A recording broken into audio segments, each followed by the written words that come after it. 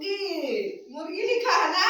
हाँ, ये मुर्गी है। ये कैसे बोलता है बेटा?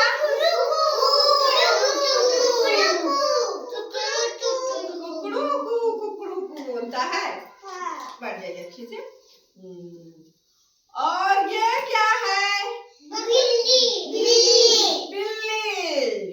बिल्ली कैसे बोलती है?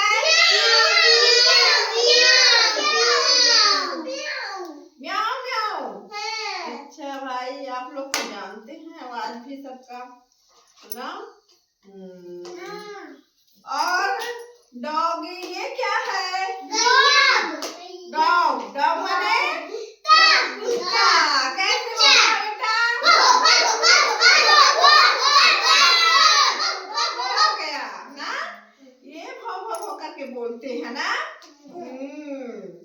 और कौवा, कौवा देखे हो? कौन सा रंग का होता बेटा कौवा? और वो कैसे बोलता है? है ना? ताली भी बजा दीजिए।